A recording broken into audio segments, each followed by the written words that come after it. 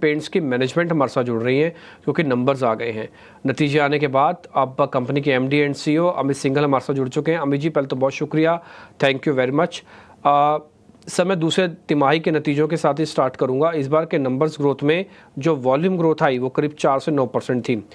Asian paints की decline volume growth है, इसकी वजह क्या है सर? ओवरऑल ग्रोथ तो ठीक है, लेकिन एशियन पेंट्स की ग्रोथ में कुछ ज़्यादा नहीं दिखा हमको, डाइवर्जेंस दिखी, इसकी वजह क्या है सर? तो अगर हम पिछला क्वार्टर देखें, डेफिनेटली ओवरऑल जो कंज्यूमर सेंटिमेंट्स रहे हैं, डिमांड रही है, थोड़ी वीक रही है, जिसके करते हुए ओवरऑल थोड़ा वॉल्यूम में हमने इफेक्ट देखा है। अगर हम जुलाई का मंथ देखें तो उसमें अच्छा सेल निकला था, किंतु सितंबर में थोड़ा सा जो ओवरऑल अनडिस्ट्रीब्यूटेड रेन्स रहा, थोड़ा सा फ्लड्स रहे कुछ कंट्री में, उसकी वजह से डिमांड काफ़ी इफेक्ट हुई।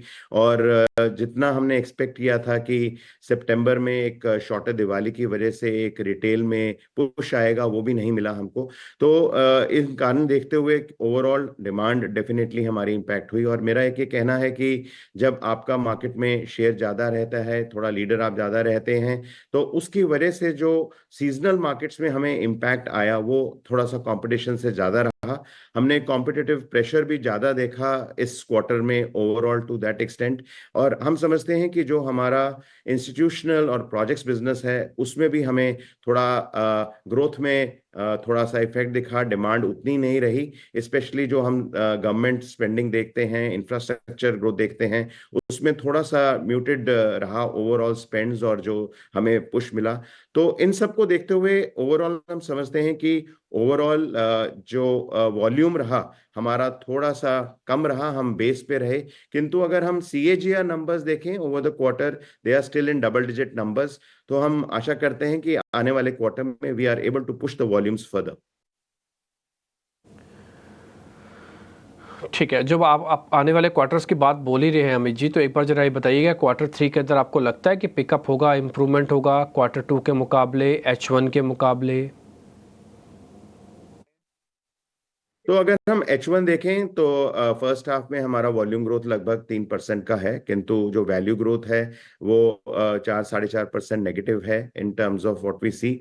आने वाले टाइम में अगर हम देखें, दो तीन चीज़ें अच्छी दिखती हैं हमें कि ओवरऑल जो रूरल डिमांड पहले थोड़ा कम दिख रहा था इन Q4 and Q1, I think उसमें डेफिनेटली हमें इम्प्रूवमेंट दिख रहा है। किंतु जो अर्बन सेंटर्स हैं उसमें स्ट्रेन अभी भी दिख रहा है। जिस तरह से डिमांड इमर्ज होनी चाहिए उस तरह से डिमांड नहीं दिख रही। दूसरा फैक्टर ये है कि इस बार दिवाली शॉर्ट रही, क्योंकि पिछले बार दिवाली नवंबर में थी, उसका भी एक इम्पैक्ट रहा है अक्टूबर के मंथ में। तो ओवरऑल हम थोड़ा कॉशियस हैं इस क्वार्टर के बारे में इन टर्म्स ऑफ कि किस तरह से ओवरऑल सेल निकलता है, किस तरह से डिमांड आउटलुक रहता है। तो उस तरह से देखें तो we are taking a little bit of a cautious stand as far as this quarter go. But हमारा मानना यह है कि Q4 तक पहुंचते हुए डेफिनेटली ओवरऑल डिमांड कंडीशंस और इम्प्रूव होंगी मार्केट में। और ओवरऑल साल को हम देखें तो हम single digit volume growth maintain कर सकेंगे। ठीक है।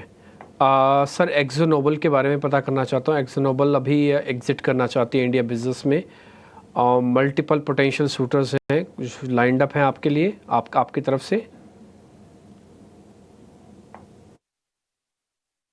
देखिए, अभी जो एक्जो नोबल है उन्होंने सिर्फ ये बोला है कि वो अपना जो इंडियन बिजनेस है उसका रिव्यू कर रहे हैं। और अभी तक कोई ऑप्शंस मार्केट में नहीं आया है कि आज वो किस तरह से अपने इस बिजनेस को देख रहे हैं। क्या उन्होंने यहाँ पे जॉइंट वेंचर करना है, किस बिजनेस को बेचना है, किस बिजनेस को नहीं बेचना। तो जब तक ऑप्शंस क्लियर नहीं होते हमारे सामने, ये कहना बहुत मुश्किल है कि हम किस तरह से उसमें इंटरेस्ट दिखाएंगे।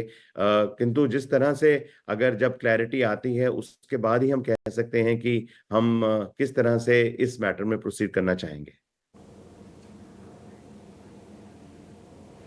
ठीक है अमित जी, बहुत शुक्रिया, थैंक यू वेरी मच आज समय देने के लिए। तो ये एशियन पेंट्स की मैनेजमेंट थी, उनका ये मानना है कि Q3 के अंदर तो चीज़ें सुधरेंगी, लेकिन Q2 के अंदर हाँ दिक्कत थी, ये बात वो खुद एक्सेप्ट भी कर रहे हैं।